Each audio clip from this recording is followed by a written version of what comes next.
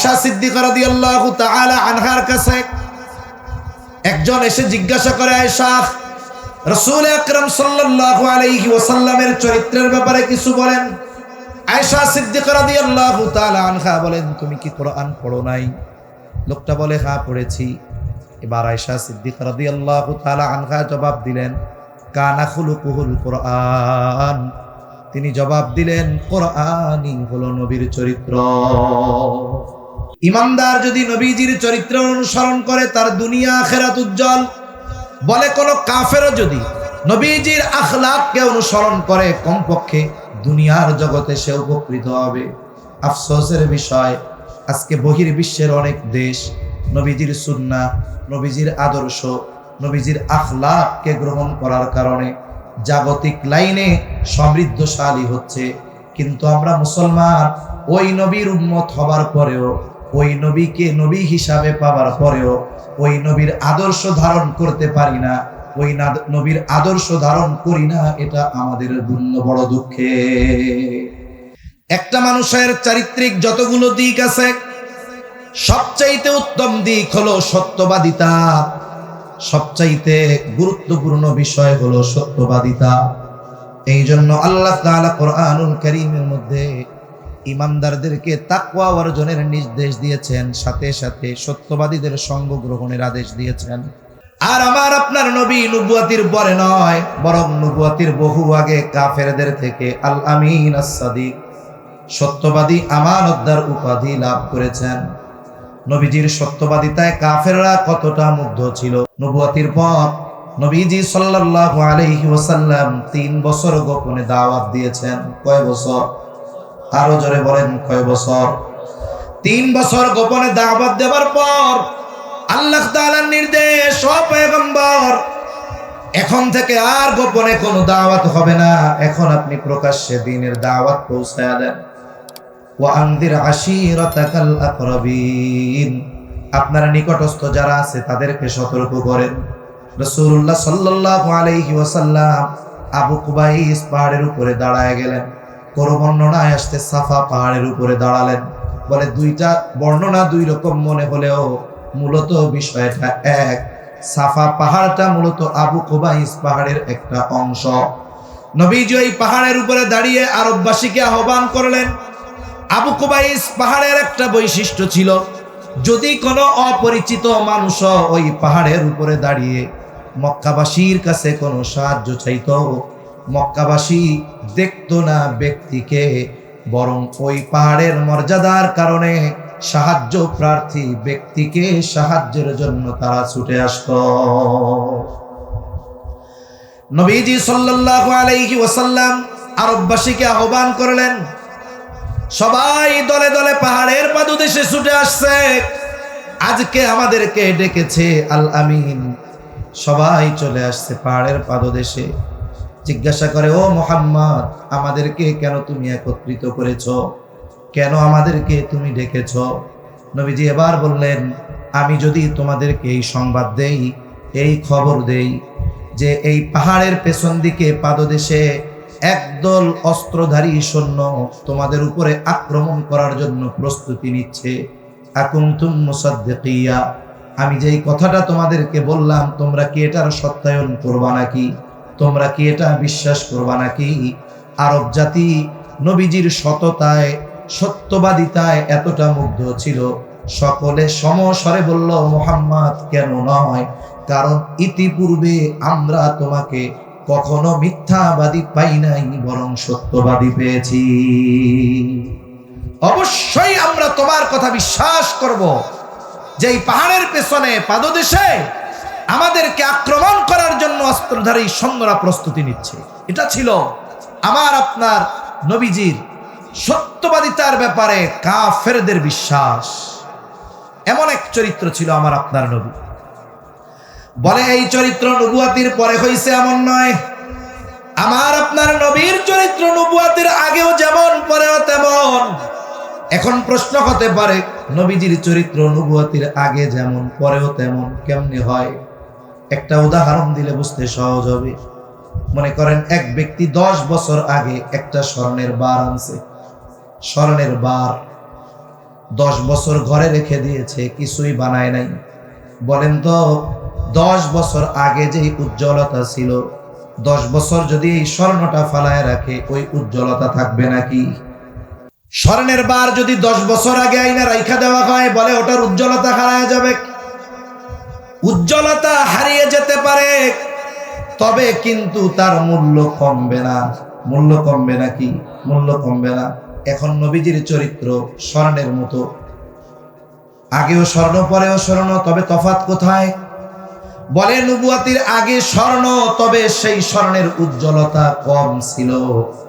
আল্লাহ তাআলা নবুয়াতি দেওয়ার মাধ্যমে ওই স্বর্ণের উজ্জ্বলতা তথা ওই চরিত্রের উজ্জ্বলতা বাড়ায় দিয়েছেন, যার কারণে নবুয়াতির আগে আমার আপনার নবীর চরিত্রে মুগ্ধ ছিল শুধু মক্কাবাসী, আর নবুয়াতির পর আমার আপনার নবীর চরিত্রে মুগ্ধ হয়েছে গোটা সৃষ্টি জগৎ।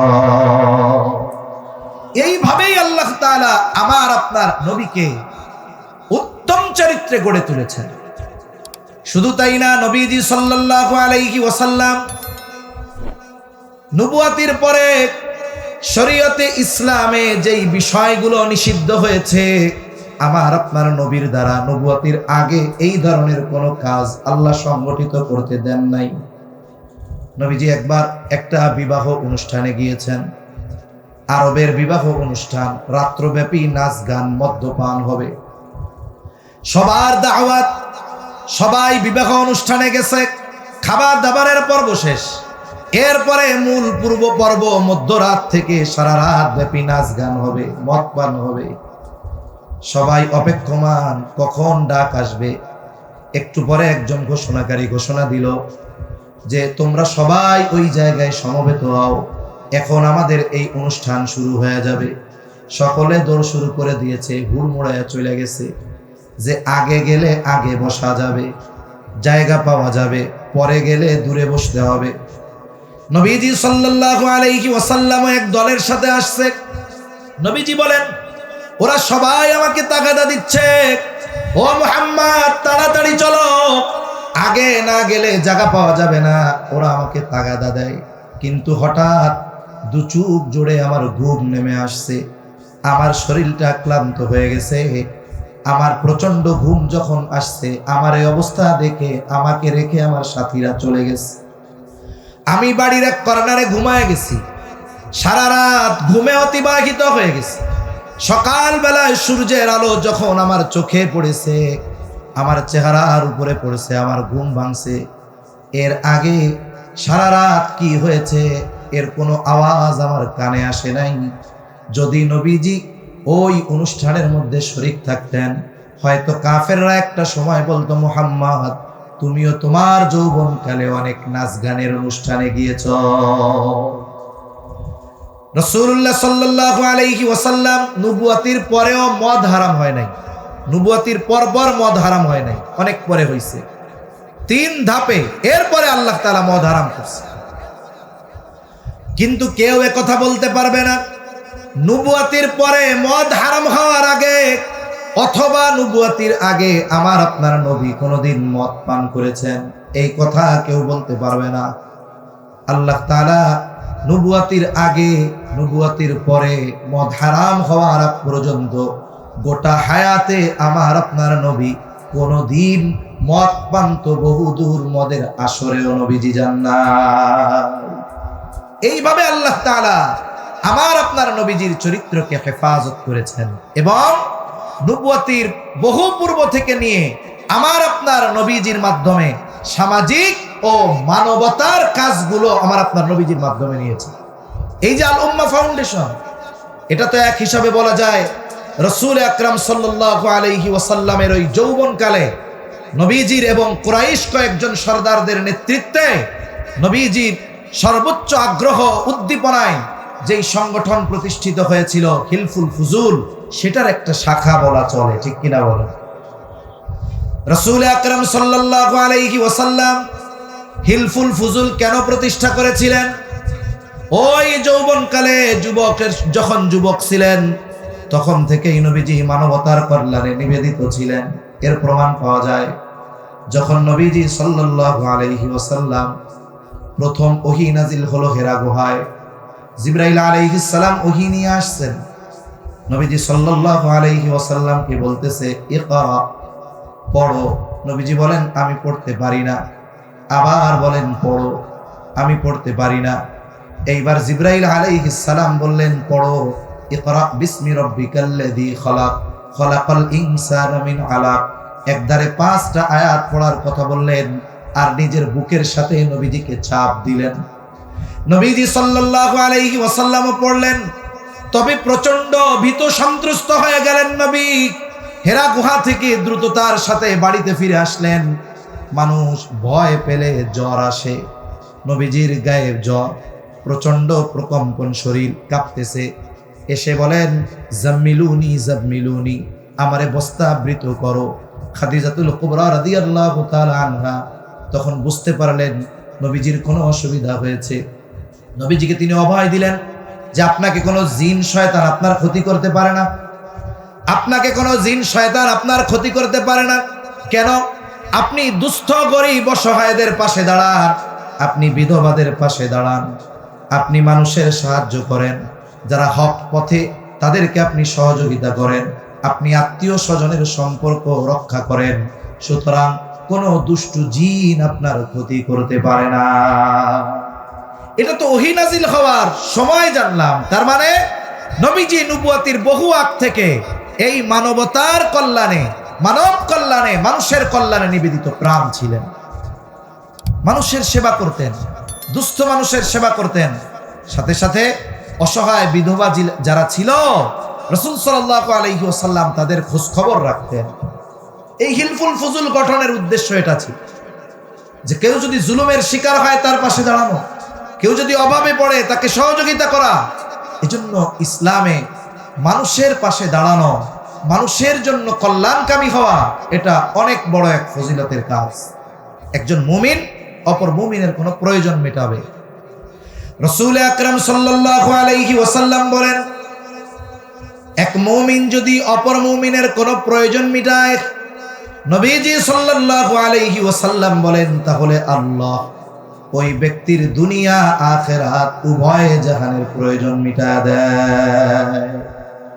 রাসূল আকরাম সাল্লাল্লাহু আলাইহি ওয়াসাল্লাম যৌবনকালেই আল্লাহ তাআলা তাকে বিচক্ষণতা দান করেছিলেন। ওনার সিদ্ধান্তের কারণে কুরাইশদের মধ্যে প্রায় হতে যাওয়া বড় ধরনের সংঘর্ষ থেকে ওই জাতি বেঁচে গেছে। যখন বাইতুল্লাহ সংস্কার করা হবে, সকলে মিলে বাইতুল্লাহর সংস্কারের শেষ, ওই সময় হজরে আসওয়াদ এটা এক পাশে সরায় রাখা হয়েছে। প্রত্যেক গোত্রের আশা বাইতুল্লাহর সংস্কারের সর্বশেষ যেই কাজ, হজরে আসওয়াদ ওই কালো পাথরটাকে স্থানে রাখা নিজের হাতে, এটা প্রত্যেক গোত্রের অন্তরে আসা। কিন্তু এই বিষয়টা নিয়ে তাদের মধ্যে মোটামুটি তর্ক বিতর্ক শুরু হয়ে গেল। কয়েকজন মুরব্বী সমাধান দিলেন যে শোনো, আমরা এই কয়েকজন যা সিদ্ধান্ত নিব তোমরা মেনে নিবা? বলে হ্যাঁ মেনে নিব। এইবার ওই কয়েকজন আলাদা পরামর্শ করলো, যেই পরামর্শ গোপন থাকলো তারা পরামর্শ করলো আগামী দিন সর্বপ্রথম যেই ব্যক্তি বাইতুল্লাহে আগমন করবে তার কাছে আমরা আমাদের এই সমস্যার কথা তুলে ধরব। সে যে সমাধান দিবে আমরা সন্তুষ্ট চিত্তে সেই সমাধান মেনে নিব। ঠিক আছে। পরের দিন সকালে দূর থেকে নজর রাখতেছে কে আগে বাইতুল্লাহে আসে। দীর্ঘ প্রতীক্ষার পর দূর থেকে একজন মানুষের ছায়া দেখা যায়, সে ধীর পায়ে বাইতুল্লাহর দিকে আসতেছে। যত কাছে আসে তার চেহারা তত পরিষ্কার হয়। একটু পরে সকলে সমস্বরে বলতেছে, হায় রে, এ তো আমাদের আল আমিন। তাহলে আল আমিন আমাদের এই সমস্যার যেই সমাধান দিবে আমরা স্বতঃস্ফূর্তভাবে সেটা মেনে নিব। নবীজির কাছে এই সমস্যার কথা বলা হলো, নবীজি সমাধান দিয়ে দিলেন। বললেন শোনো, একটা কাপড় আনো এবং কাপড়ের প্রত্যেক প্রান্তে প্রত্যেক গোত্র থেকে গোত্র প্রধান অথবা এক একজন প্রতিনিধি এই কাপড় ধরবে। নবীজি এই সিদ্ধান্ত দিলেন, প্রত্যেকে কাপড় ধরল। নবীজি নিজের হাতে পাথরটা তুলে কাপড়ে রাখলেন। সব গোত্রের মানুষেরা ওই কাপড় ধরে হজরে আসওয়াদকে বাইতুল্লাহর পাশে নিলেন। আবার নবীজি নিজের হাতে ওই পাথরটাকে যথাস্থানে স্থাপন করে দিলেন। বলে নবীজির এই সূক্ষ্ম চিন্তাধারা আর সিদ্ধান্তের কারণে আরব জাতি এক রক্তক্ষয়ী যুদ্ধ থেকে বেঁচে যায়।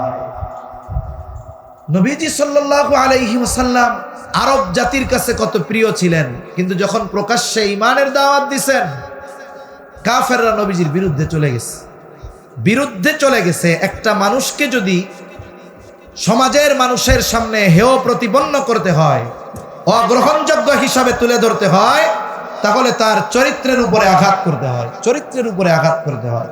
কিন্তু কাফেররা নবীজিকে হত্যার চেষ্টা করেছে বারবার, কিন্তু কখনোই নবীজির চারিত্রিক ব্যাপারে অপবাদ দেওয়ার দুঃসাহস করতে পারেনি। তারা কখনো নবীজির চরিত্রের ব্যাপারে অপবাদ দেওয়ার দুঃসাহস করে নাই। তারা নবীজির ব্যাপারে 4টা শব্দ ব্যবহার করত। কয়টা শব্দ? কথা বলেন, কয়টা? 4টা। 1 নাম্বার, তারা নবীজির ব্যাপারে বলতো মুহাম্মদ পাগল, মুহাম্মদ জাদুকর, মুহাম্মদ কবি। রাসূল আকরাম সাল্লাল্লাহু আলাইহি ওয়াসাল্লামের ব্যাপারে তারা বলতো জাদুকর, কবি, পাগল। এই কথাগুলো নবীজির ব্যাপারে তারা বলতো। কিন্তু কোনো ব্যক্তি খারাপ হওয়ার জন্য এই বিষয়গুলোর কারণে একটা মানুষকে খারাপ বলা যায় না। বরং বিষয়টা তো এমন হয়েছে, তাদের এই মিথ্যা অপবাদগুলাও গোটা পৃথিবীতে ইসলামের দাওয়াত পৌঁছে দেওয়ার কারণ হয়েছে। অনেক সময় মানুষের প্রচার শুধু পজিটিভ ভাবে হয় না, অনেক সময় নেগেটিভ ভাবেও প্রচার হয়। নবীজি যখন প্রকাশ্য দাওয়াত দেওয়া শুরু করেছেন, কাফেররা চিন্তা করলো সারা পৃথিবী থেকে মানুষ আসবে। জাহেলিয়াতের সময়ও হজের কর্মকাণ্ড চলতো। তারা চিন্তা করতেছে বাহিরের মানুষগুলো যদি আসে, মুহাম্মাদের সাথে যদি দেখা হয়, আর মুহাম্মদ যদি তাদেরকে তার নতুন ধর্মের দাওয়াত দিয়ে তার দলে ভিড়ায় নেয়, তাইলে তো আমাদের দল পাতলা হয়ে গেল, হালকা হয়ে গেল। এইবার তারা পরিকল্পনা করলো, মক্কায় ঢোকার যতগুলো পথ আছে প্রত্যেক পথে এক এক দল প্রতিনিধি নিযুক্ত করে দেওয়া হলো। তাদের দায়িত্ব হলো ওই পথে যারাই আসবে তাদের কানে এক দল পৌঁছায়া দিবে যে মুহাম্মদ জাদুকর, আর এক দল পৌঁছায়া দিবে মুহাম্মদ পাগল, আর এক দল পৌঁছায়া দিবে মুহাম্মদ কবি, আর এক দল পৌঁছায়া দিবে যে মুহাম্মদ গণক। শোনো, তোমরা কেউ তার কাছে যাবা না। যারাই আসে তাদের কানে একটা নাম মুহাম্মদ, কেউ বলে মুহাম্মদ পাগল, কেউ বলে মুহাম্মদ জাদুকর, কেউ বলে মুহাম্মদ কবি, কেউ বলে মুহাম্মদ গণক। তার মানে আরবের বাইরে থেকে যত মানুষ আসছে সবার কানে একটা শব্দ মুহাম্মদ। কি শব্দ? জোরে গম। মানা করছে যে খবরদার তার কাছে তোমরা যাবা না। কিন্তু মানুষের অভ্যাস হলো আল ইনসানু হারিসুন আলা মা মুনিআ, বলে মানুষকে যেই বিষয়ে নিষেধ করা হয় মানুষের ওইটার ব্যাপারে বেশি আগ্রহ পয়দা হয়। এইবার মানুষদেরকে মানা করছে যাওয়ার, আর মানুষেরা ডুইকাই খুঁজে মুহাম্মদ কই। যারা জাদু প্রেমী এরা চিন্তা করে মুহাম্মদ মনে হয় খুব বড় জাদুকর, এই জন্য মুহাম্মাদের কাছে যাইতে মানা করছে। যাদের কবিতা প্রিয় তারা চিন্তা করছে মুহাম্মদ মনে হয় বড় কবি, এই জন্য যাইতে মানা করছে। যাদের জাদু প্রিয় তারাও খোঁজে মুহাম্মদ, যাদের কবিতা প্রিয় তারাও খোঁজে মুহাম্মদ, যারা গণক দেখতে চায় তারাও খুঁজে মুহাম্মদ, যারা পাগল দেখতে চায় তারাও খুঁজে মুহাম্মদ।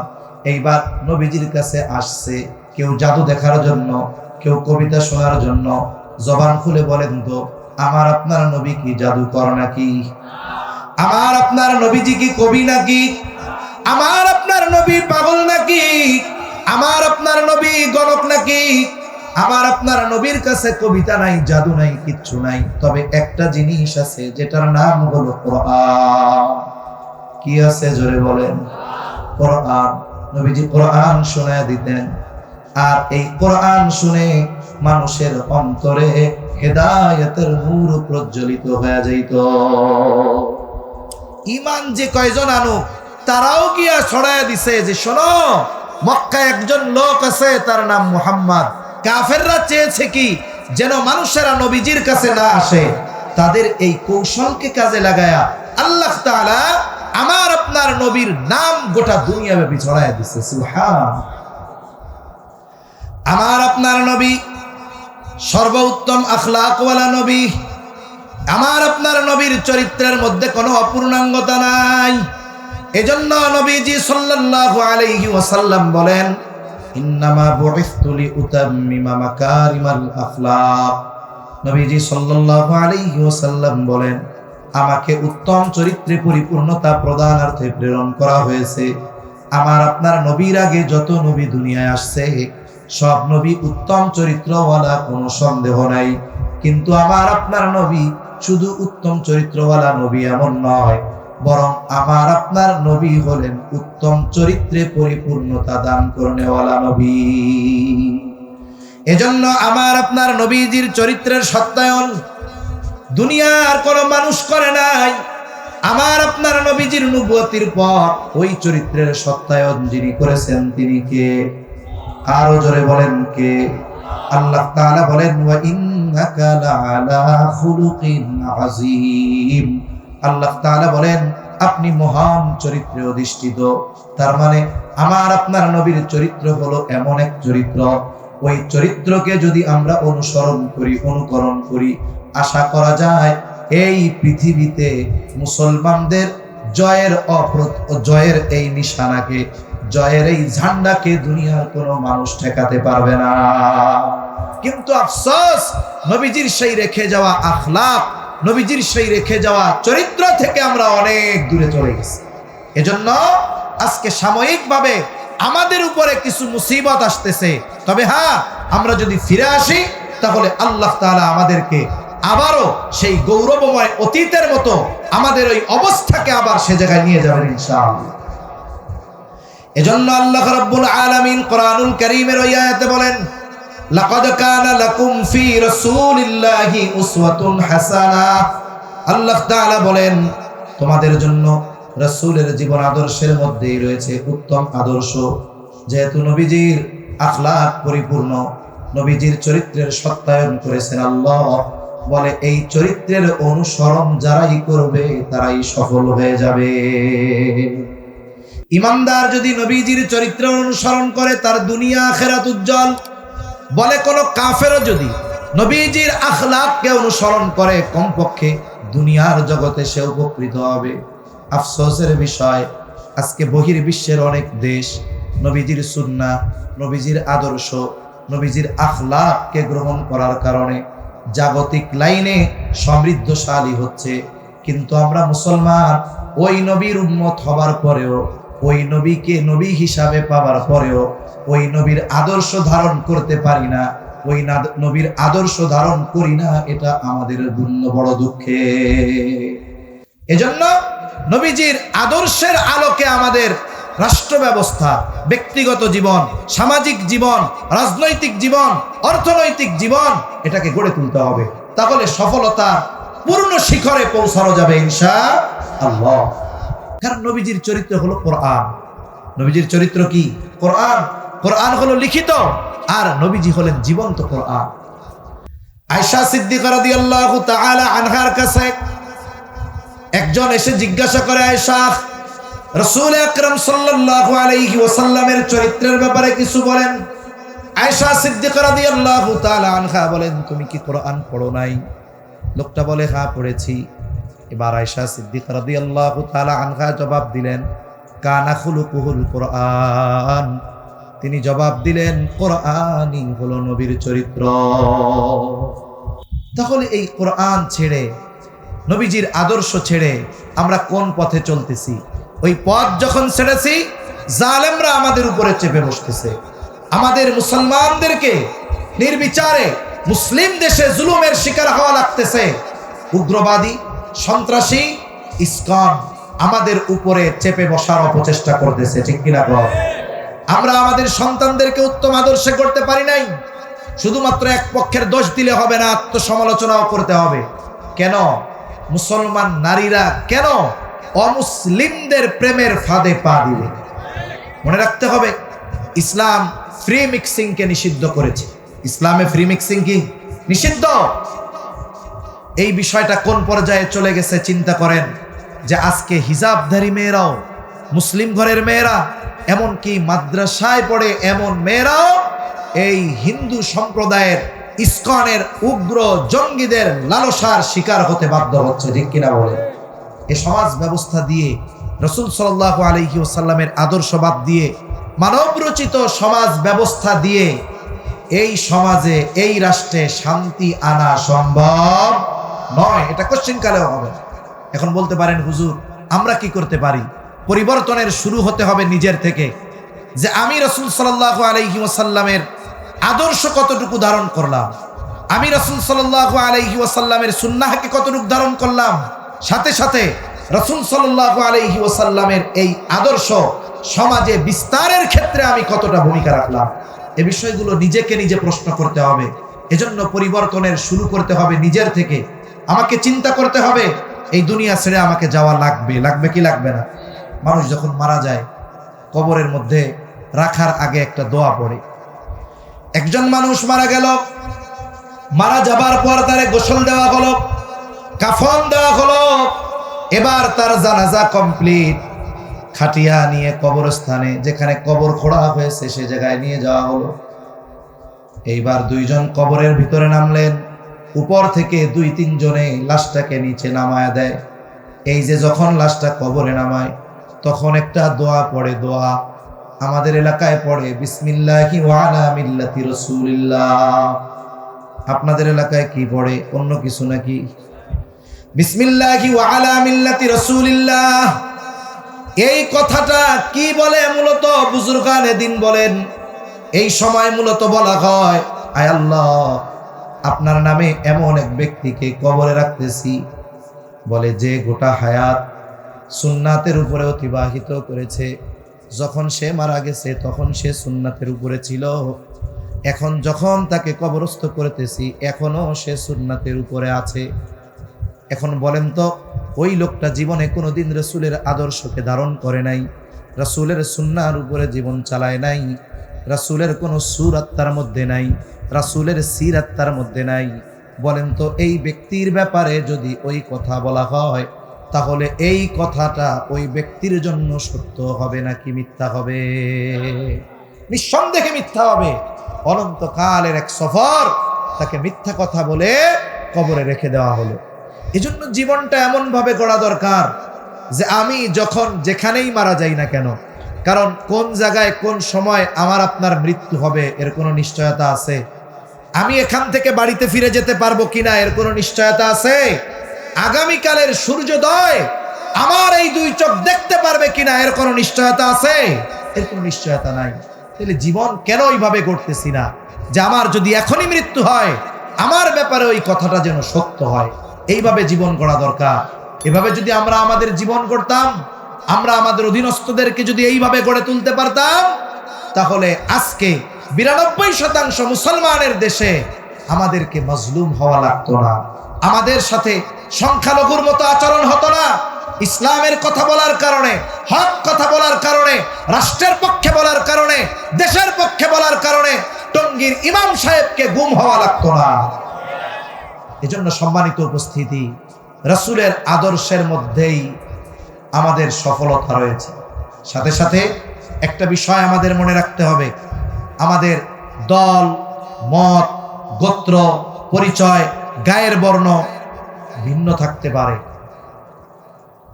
মতাদর্শের ভিন্নতা থাকতে পারে, তবে আমাদেরকে অবশ্যই দ্বীনের ব্যাপারে, ইসলামের ব্যাপারে, দেশের ব্যাপারে ঐক্যবদ্ধ থাকতে হবে। রাসূল আকরাম সাল্লাল্লাহু আলাইহি ওয়াসাল্লামের অন্তরেও দেশপ্রেম ছিল, রাসূলের অন্তরে দেশপ্রেম ছিল। এজন্য প্রত্যেকটা ইমানদার নাগরিকের অন্তরে দেশপ্রেম থাকা দরকার। যদিও কথা আর কি, এটা হাদিস না, হুব্বুল ওয়াতান মিনাল ঈমান, স্বদেশ প্রেম ঈমানের অঙ্গ, এটা হাদিস না।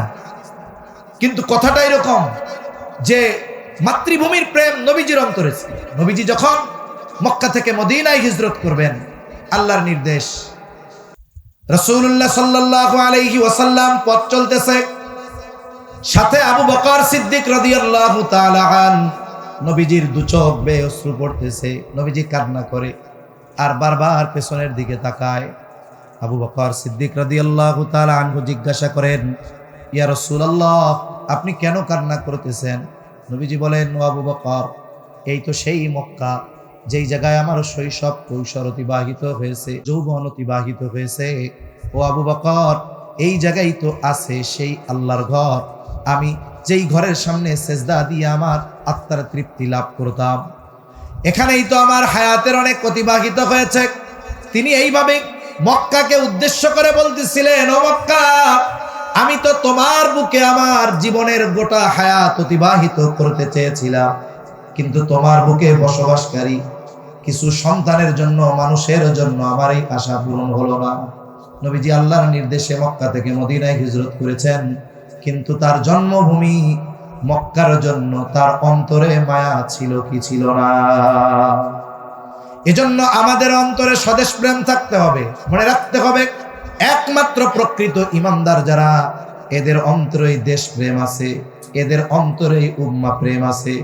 এই জন্য দলমত নির্বিশেষে আমাদেরকে দ্বীনের ব্যাপারে, দেশের ব্যাপারে সকল ভেদাভেদ ভুলে ঐক্যবদ্ধ থাকতে হবে, সচেতন থাকতে হবে। একের পর এক ষড়যন্ত্রের ফাঁদ আমাদের সামনে আছে। কারণ এই উপমহাদেশে সবচাইতে বড় ফাঁদ হলো সাম্প্রদায়িক দাঙ্গা লাগায় দেওয়া।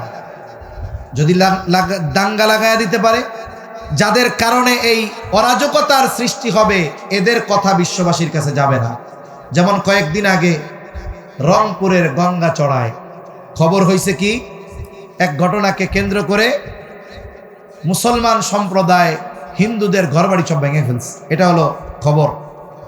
বিষয় হলো, এই ঘটনাটা ঘটার কারণটা কি ছিল? একটা ক্রিয়া হয়, এরপরে প্রতিক্রিয়া হয়। মূল কাজটা কি হয়েছে? যখন ইসলাম অবমাননা করা হয়েছে, নবীজিকে অবমাননা করা হয়েছে, তখন ধর্মপ্রাণ মুসলমান এরা নিজেদের জীবনের চাইতে কোরআন, আল্লাহ এবং রাসূলকে বেশি মহব্বত করে। ঠিক কিনা বলেন? কারণ ঈমানের দাবি এটা। ঈমানদার কখনো আল্লাহর ব্যাপারে কটূক্তি হবে, নবীজির ব্যাপারে কটূক্তি হবে, কোরআনের ব্যাপারে কটূক্তি হবে, ঈমানদার কখনো বসে থাকতে পারে না। জীবনের চাইতে তারা আল্লাহ এবং রাসূলকে ভালোবাসে। যেই দিন দ্বীন অবমাননা হয়েছে, কোরআন অবমাননা হয়েছে, আল্লাহর ব্যাপারে কটূক্তি করা হয়েছে, সেই দিন কিন্তু আমাদের মুসলিম সম্প্রদায় অ্যাকশনে যায় নাই। আইনের প্রতি দেশের মুসলমানেরা শ্রদ্ধাশীল, অপেক্ষা করেছে। কিন্তু অপরাধীর ব্যাপারে প্রশাসনের গাফলতির কারণে, ঢিলামির কারণে, গুরুত্বহীনতা প্রদর্শনের কারণে মুসলিম তাওহীদি জনতা অ্যাকশনে যেতে বাধ্য হয়েছে। ঠিক কিনা বলে? তাহলে এই পরিস্থিতি হওয়ার জন্য প্রথম দায়ীকে, যে ইসলামের ব্যাপারে কটূক্তি করেছে। এরপরে দায়ীকে বলে যারা ওই অপরাধীকে আটক করার ব্যাপারে বিলম্ব করেছে, এই কারণে পরিস্থিতি এরকম হয়েছে। তারপরে এই গাজীপুরের কালিয়া করে কি হলো, এক হিন্দু কর্তৃক মাদ্রাসার এক বাচ্চা ধর্ষণ হলো, 13-14 বছর বয়স। আফসোসের বিষয়, 18 বছরের আগে যদি কেউ মেয়েকে বিবাহ দিতে চায়, মেয়ের ইজ্জতের নিরাপত্তার কারণে যদি বিবাহ দিতে চায়, তারা যদি খবর পায়, দলবদ্ধভাবে মুহূর্তের মধ্যে এসে মা বাবা অভিভাবকদেরকে আটক করে, বিবাহ ভাঙে, বররে আটকায়, বরের অভিভাবকদেরকে আটকায়, যে বিয়া পড়াইতে আসছে তারে আটকায়, যেই হুজুর আসছে তাকে আটকায়, কাজীকে আটকায়, খাবারগুলো নষ্ট করে। আপনি 18 বছরের আগে মেয়ে বিবাহ দিলে সেই বিবাহ ভেঙে দিতে পারেন। 18 বছরের আগে মেয়ের সতীত্বের হেফাজতের দায়িত্ব তাহলে কারা নিবে? এই নিশ্চয়তা দিতে হবে। মনে রাখতে হবে, আপনারা সতীত্বের হেফাজত করবেন না, ধর্ষককে জামাই আদর করবেন, অপরাধীদের জন্য আপনারা এসি গাড়ির ব্যবস্থা করবেন, আর মুসলমানদের উপরে জুলুম করবেন, ন্যায় বিচার বঞ্চিত করবেন, এই চিন্তা সহসায় আর করবেন না। ঠিক কিনা বলেন? সেজন্য মনে রাখতে হবে ভাই, আমরা যদি ঐক্যবদ্ধ না থাকি, নবীজি সাল্লাল্লাহু আলাইহি ওয়াসাল্লামের শিক্ষা আদর্শগুলোর মধ্যে অন্যতম শিক্ষা হলো মুসলমানদের ঐক্যবদ্ধ থাকতে হবে। যেই জাতি ঐক্যবদ্ধ, তারা যদি কোনো কাজের সফলতার জন্য এক হাতের উপরে আর এক হাত রাখে, বলে এই ঐক্যবদ্ধ দল যারা, তাদের হাতের উপরে আল্লাহর হাত থাকে। আল্লাহ রাসূল সাল্লাল্লাহু আলাইহি ওয়াসাল্লাম বলেন, ইয়াদুল্লাহি আলাল জামাআ, যারা ঐক্যবদ্ধ তাদের উপরে আল্লাহ তাআলার হাত থাকে, তাদের উপরে আল্লাহর রহমত থাকে। সেজন্য সমস্ত ভেদাভেদ ভুলে দ্বীন ও ইসলাম ও দেশের ব্যাপারে আমাদের ঐক্যবদ্ধ থাকতে হবে। থাকবো তো ইনশাআল্লাহ। শুনেন, মতাদর্শের ভিন্নতা থাকবে, কিন্তু সে তো মুসলিম, সে তো কাফের নয়। আমরা আরেক মুসলিমের এই দলের ভিন্নতার কারণে এমন কোনো আচরণ করব না যাতে সে কষ্ট পায়। কারণ প্রকৃত মুসলমান হতে হলে নবীজির শিক্ষা হলো আল মুসলিমু মান সালিমাল মুসলিমুনা মিন লিসানিহি ওয়া ইয়াদিহি। প্রকৃত মুসলমান হলো সে যার জবান এবং হাতের অনিষ্ট থেকে অপর মুসলমান নিরাপদ থাকে। এই হলো প্রকৃত মুসলিম। অথচ আমি যদি আমার মুসলিম ভাইকে গালি দেই, আমি যদি আমার মুসলিম ভাইয়ের গীবত করি, আমি যদি আমার মুসলিম ভাইকে অপবাদ দেই, অবশ্যই এটা সমীচীন হবে না। সাথে সাথে আপনাদের কাছে এটাও অনুরোধ রাখবো, আল উম্মাহ ফাউন্ডেশন, আমরা তো এক উম্মাহ। জাতিগত পরিচয় যতই আমরা পৃথক করার চেষ্টা করি না কেন, দলগত ভাবে যতই আমরা নিজেদেরকে বিভক্তির দিকে বাড়িয়ে দেই না কেন, আমরা উম্মাহ কয়টা? এক উম্মাহ। আমরা এক নবীর উম্মত। আমাদের রব কয়জন? আমাদের নবী কয়জন? আমাদের শরীয়ত কয়টা? একটা। আমরা সবাই এক। আল উম্মাহ ফাউন্ডেশন, সুন্দর একটা নাম। একঝাঁক তরুণ যুবক এরা এই ফাউন্ডেশন প্রতিষ্ঠা করেছে। এদের লক্ষ্য উদ্দেশ্য অনেক সুন্দর। আমার দৃঢ় বিশ্বাস, এরা যদি রাসূল আকরাম সাল্লাল্লাহু আলাইহি ওয়াসাল্লামের প্রতিষ্ঠিত হিলফুল ফুজুল এইটাকে সামনে রেখে সামনে অগ্রসর হয়, ইনশাআল্লাহ এই তরুণ যুবকদের মাধ্যমে বিপ্লব ঘটবে ইনশাআল্লাহ। সেজন্য কি করা দরকার? আমাদের সহমর্মিতা তাদের দরকার, আমাদের পরামর্শ তাদের দরকার। আমাদের কাজ হলো কি, আমরা নিজেরা না করতে পারলেও সমালোচনা করতে পারি খুব সুন্দর। মনে রাখবেন, ত্রুটি বিচ্যুতি তাদের হবে যারা কাজ করবে, সমালোচনা তাদের হবে যারা কাজ করে, আর সমালোচনা তারাই করে যাদের দ্বারা কোনো কিছুই হয় না। এজন্য এই আল উম্মাহ ফাউন্ডেশনের সাথে আমরা থাকবো তো ইনশাআল্লাহ। থাকবো তো ইনশাআল্লাহ। আল্লাহ সুবহানাহু ওয়া তাআলা রাসূলের আদর্শে উজ্জীবিত হয়ে রাসূলের আখলাক পরিপূর্ণ আমাদের সকলকে ধারণ করার তৌফিক দান করুন। হিলফুল ফুজুল যেমন মানবতার কল্যাণে নিবেদিত প্রাণ ছিল, রাসূল আকরাম সাল্লাল্লাহু আলাইহি ওয়াসাল্লামের নবুয়তির আগে প্রতিষ্ঠিত ওই সংগঠন যেমন আরবের প্রত্যেকটা মানুষের হৃদয়ে স্থান করে নিয়েছিল, আমাদের এই তরুণ যুবক মুরব্বীদের পরামর্শে প্রতিষ্ঠিত এই আল উম্মাহ ফাউন্ডেশন, উলামায়ে কেরামের তত্ত্বাবধানে পরিচালিত এই আল উম্মাহ ফাউন্ডেশনও যেন শুধুমাত্র এই এলাকার মধ্যে সীমাবদ্ধ থাকে এমন নয়, গোটা দেশের মানুষের মধ্যে যেন এর পরিচিতি ছড়ায় পড়ে, সাথে সাথে প্রত্যেকটা মানুষের হৃদয়ে যেন তারা স্থান নিতে পারে। সকলে বলে না আমিন? আরো জোরে বলে না আমিন? এজন্য সামনে রাখতে হবে কার আদর্শ? জোরে বলেন, কার আদর্শ? রাসূলের আদর্শ। আল্লাহ সুবহানাহু ওয়া তাআলা আমাদের সকলকে রাসূলের আদর্শে আদর্শিত হওয়ার তৌফিক দান করেন। সকলে জবান খুলে বলেন আমিন।